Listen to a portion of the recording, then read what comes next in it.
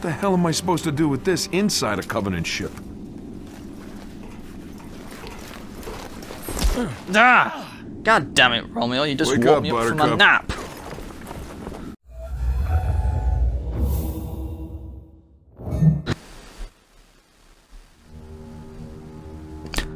Yo, what is up guys, this is Tyranic Swine here, and welcome to my review of Halo 3 ODST. Now this was the first of the side Halo games and one of the lesser known Halo games. Now, the story is a team of ODSTs led by Buck and consisting of Dutch, Mickey, Romeo, Dare and the Rookie are leading an assault on the Prophet of Regrets assault cruiser over New Mombasa. Though, to their surprise, the assault cruiser goes into sloop space inside New Mombasa, and then that entire team is scattered throughout the city. Replacements? The Rookie wakes up after 6 hours and finds clues about what happened to the team in flashbacks from previous events after the sloop space incursion. Eventually he finds out Dare is still alive and finds out she's in the New Mombasa Underground Data Network system. What the hell kind of There he finds her and they rescue an engineer which has secrets, all the secrets of New Mombasa and the Covenant as well. Knowing this, they escort the engineer out of the Underground Data Network system, linking up with Buck and the rest of the team who linked up over time before. And they all escape New Mombasa before the Covenant completely galactic. for a combat drop. Now, let's talk about the main campaign. Now, I really did like the ODST team.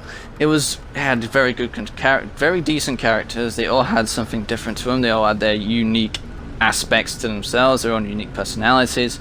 And I really like it when teams have that like degree to them. They all have their own separate personalities and everything. That's what I like to see in these kind of teams in video games, and they did it very well here. So the characters were done pretty well in this game. Were one of them, to be fair, one of the more better characters of the series. Even though this game is not known as much, these characters I would say are underrated, especially since Buck got into Halo 5 Guardians. Obviously, he was a popular member. Now, the mission of the entire campaign, it did change over time, pretty much from finding what happened to your team to saving an engineer and escorting out of the city. Now, I liked this sort of event, but it felt kind of too straightforward and everything. I mean, I liked the flashback part of everything and find out what's going on before, but I don't know, the story felt kind of a bit weak in my terms for some reason. Now, the mechanics of this game, now that you're not a Spartan, you're a normal human being who is an elite soldier, who is an ODST. So you're not going to have some of the properties from the previous Halo games, since you're a normal human being. First of all, you don't have any shields, which makes it more difficult on Legendary, since you can take less shots. You can't jump as high. Fall damage is back in this game, since there's no fall damage in Halo 3. There is in this game. You don't have a radar. This is replaced by a kind of map system, and it's not all that useful, to be fair. I only checked it to see where the objective was, and that was it, to be honest. I never really used it for anything else, so that kind of felt a bit wasted, that system. You can carry up to 3 grenades of each type. So 3 frag, plasma, spike, and flame grenades. So you get at least 4 extra grenades. So this is much more helpful on Legendary. And also apparently your throwing distance is increased as well, which can be annoying at times, especially when you're trying to stick an enemy with a plasma or a spike grenade. You tend to miss your shots or overthrow, which can be kind of annoying, but you eventually get used to it over time. But this hurts, like, this kind of is annoying when you go to a different Halo game and you do the exact same thing. Now, also, since it can be There is some missions in the dark. You have a visor mode, which pretty much is a night vision mode. That's practically what it is, but it pretty much does suit the aspect of this, the way this game is. It gives you the sense that you're on your own when you're in the New Mombasa part as the rookie. So it does that very well, since you pretty much have to also use whatever you can in that situation. So, and it also does help to highlight enemies from a distance, especially when you're up against stealth brutes who are significantly difficult to spot in Halo 3. This time they pretty much can be spotted very easily. They're just basically an outline of themselves, so they will just look like any ordinary brute when you find them. Now, the levels and the level design of the game. Now, I did like the design of the missions in the game. They all had their own, like, very decent aspects to themselves. They always had that moment in the mission where it would, something like the situation would escalate or something like that. There was always a part in a mission where that was very thoroughly enjoyable to be a part of. Like Coastal Highway, you had your final part on the final defense area. NMPD, you had the final defense in NMPD headquarters. To be fair, there's a lot of moments in this game when you're having to defend a certain spot, which does, now that I think about it, is quite often in this game. There's like about 4 moments, probably even more, in this game, which is kind of weird now that I think about it. So yeah, but other than that, the level designs was really very good. I liked the game, but the level designs, but the thing is, the missions overall, especially the flashback missions, were really short. It's like, it would probably take like 15 to 20 minutes to complete them on normal, and that's very quick for a Halo mission. I mean, Halo 3 was kind of short, but that's because of the number of missions there was compared to the other Halos, and it didn't have the repetitiveness of Halo CE. This game is missions are pretty short, but the final 2 missions luckily are long, so they pretty much pick up the time, along with the New Mombasa moments with the rookie. Pretty much most of your time will be spent in around there with the rookie in New Mombasa. So the game kind of loses a bit with time length, and that kind of is a bit annoying, because this is pretty much even though this was started out as a DLC, it was in development for 2 years, so you would be able to think up some missions that are a bit more lengthy. So yeah, the game is a lot more shorter than other Halo games. It probably is one of the shortest Halo game, along with probably Halo 5 Guardians, but other than that, the length of this game is very short, and that kind of does make me a bit more disappointed, but at least the level design is very good, and I'm fine with that. Now, next, this game does not expand whatsoever on the weaponry or vehicles of the game. There's pretty much no new weaponry in this game, and it even gets rid of some weaponry. It gets rid of the battle rifle, which is kind of sad, because it makes the game a little bit more difficult to do on Legendary, since the carbine is the main mid-range weapon to use, which is making it the most useful weapon to have. And even though this is set during the events of Halo 2, the assault rifle is in this game with less damage added to it, so it's even weaker, and there's no battle rifle, so it makes kind of no sense, since Bungie decided not to continue with the weapons of Halo 2 and with the additions of Halo 3 weaponry. So I don't know why they got rid of the battle rifle, which kind of felt annoying. There's only a few differences between some of the weaponry. There's the SMG and the Magnum, but they're the only ones that are pretty much made different. They have like, a differences. The Magnum has a silencer, extended mag, and a sight, but it's the Magnum from Halo 2. And with the silence, and even though this has got a scope and extended mags, it's the weakest of all the Magnums in Halo games, and it's very useless, to be honest. Even on Legendary, the only time you want to use it is if you're going to use the new combo, but that's it. It's a very useless weapon on this game. The SMG, the same as happened to that. It has a silencer and it has a sight, so if you want, you can use that for mid-range bursts if you can do that.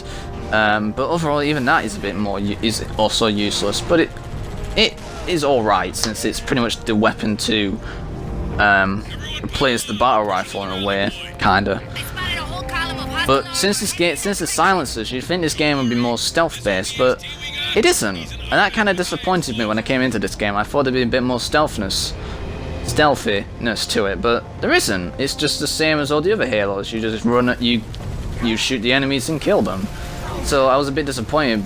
So it made this SMG and Magnum differences insignificant, and that was kind of annoying. Now there is a few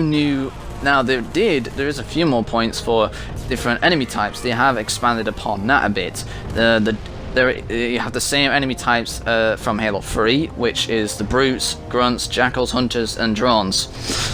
Now, the brutes, grunts, jackals are the same. It's the drones and the hunters that changed. The hunters, there is another new type, which is a golden hunter, and that can shoot a single fuel rod blast, like the ones from Halo CE and the future hunters in the Halo games. So this pretty much brings back the classic hunter primary fire. And then the drones, there's a bit of a difference with those two. They have basically upgraded. They have shields now. They're weak shields, but it still gives them a bit more, makes them more stronger. And they're given additional light weaponry, like a plasma rifle, to make them a little bit more powerful. So yeah, they made the drones a bit more tougher to kill, which makes the difficulty higher, and I like that. Now there is a new Covenant type that has been added to the game, and that is called the Engineer. Now the Engineer is pretty much a race in the Covenant. They don't really have a choice. These guys are pretty much slaves to the Covenant. These guys are mainly used as, like UNSC call them, for engineering, but they're also used to give the Covenant extra shield strength. For on Legendary, finding a bunch of Covenant together, a Covenant squad together with an Engineer, you're going to have a bit of a difficult time on Legendary, since the Engineers give them additional shields. Now the game also is the same with vehicles. There's no new vehicles, it's all the same ones from Halo 3. But at least they didn't get rid of any, so I'm fine with that. Well, actually no, they got rid of the Hornet, so that kind of is annoying as well. But the Hornet wasn't in Halo 2, so in a way it kind of does make sense, but still, it was a bit sad not to see the Hornet in this game. Now, what I do like about this game is the atmosphere that it provided, especially when you're the rookie. The atmosphere is to make you feel alone, unlike the other Halo games where you just feel like a strong, invincible fighting machine. This game makes you feel like you are surrounded by a powerful enemy and it's just you on your own. Even though you still technically feel a bit invincible, since you still have the same gameplay mechanics as the previous Halo games, you are in fact weaker. And this game does give you that sense of feeling alone, especially with the music. Now the soundtrack I loved in this game. It did, even though it's much different compared to the other Halo games, it was done very well, and it pretty much depicted the game perfectly for the ODSTs.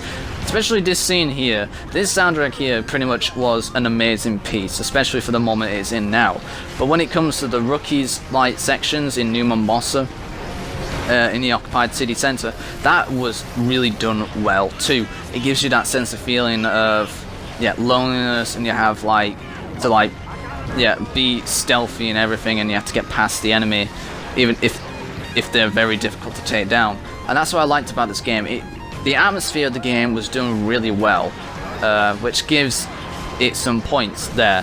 And yeah, it did very well in that section. So the atmosphere of the game was done really well, and the soundtrack was also too very good. I mean, at first I didn't like the soundtrack for some reason, because it was different obviously, but over time, the more I played the game, I got used to the soundtrack and actually thought it was really good, especially for the situation it sets, and I really liked it.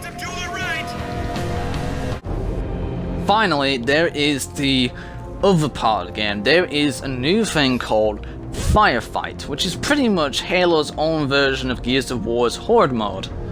So you have to basically fight against countless enemies for an unlimited amount of time, and you have to gain points for it. Now, there is some significant differences to the Horde well, yeah, to the Horde mode in Gears of War. There is the skulls from the previous Halo games are used to add difficulty to the enemy and to yourself, making you weaker. It is 4-player co-op, so it is very fun to play with your friend.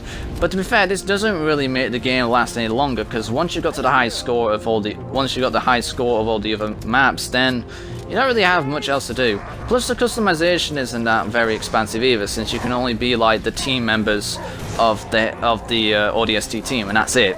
The customization is pretty bare and disappointing, since all you can do is remove their helmets or keep it on, which is not very fun, and since you can only change their colors, so the customization was very disappointing. Firefight was fun, but it's just not something that's long lasting. And since you can't really change the options either, it's just you can't do anything with it. All you have to do is survive for as long as you can. So that kind of does not really make it last longer. So, because if you could if there were options to change the settings, you could like change the amount of enemies coming in, change the different types coming in, what weapons you start with. So yeah, since it has lack of options to the firefight section, it is a bit bare bones as the firefight, since even though there's a ton of maps, though they're from the campaign themselves, there isn't really much to the firefight section of the game, despite how fun and new it is for the game series. Now also, the game does give you all the multiplayer maps, including the DLCs from Halo 3. Now, this kind of disappoints me as well, because it would have been cool if there was a separate multiplayer design with just the ODST model type, and you could expand upon that. That would have been pretty cool, but I can kind of see why they didn't do that, because there wouldn't be much differences to it. It's just like you just be shooting. It'd be just a bit like Call of Duty in a way. You're just shooting humans again, normal humans. So yeah, overall, I mean, yes, you do get all the DLCs, but really, it's just there to make the game last longer, so you have a reason to go back to it. So yeah, the other section of the game is very disappointing. There's not really much there you can do. I mean, Firefight is just there as like something to give you, like, make you play the game for a little bit longer. So yeah, so overall, this game has an alright campaign, short mission design, short levels, kind of make it doesn't make it as long lasting as other Halo games. It has lack of new weaponry, lack of vehicle, and the removal of some weapons and vehicles impacted it a bit more, making it more kind of like less favorable. And the firefight and multiplayer is much more not as decent as you'd think it is. Luckily, it was expanded on in next Halo game. So overall, Halo 3 ODST. So for Halo 3 ODST overall, I will give it a 7 out of 10. So that is my review of Halo 3 ODST, one of the first of the side Halo games, and it is pretty much one of the first of the less favorable Halo games. But it's still it's an alright Halo game. It's not terrible, it's alright. It's not as decent compared to the others, but to be fair, it did begin as DLC and became a full game. And yes, the full price of it should have been a lot less. It should have been at least like 30 or 40 pounds at least, or dollars if you're an American. So yeah, I hope you have enjoyed this video, and put down in the comments down below what you think of the game, and I will see you in the next random video.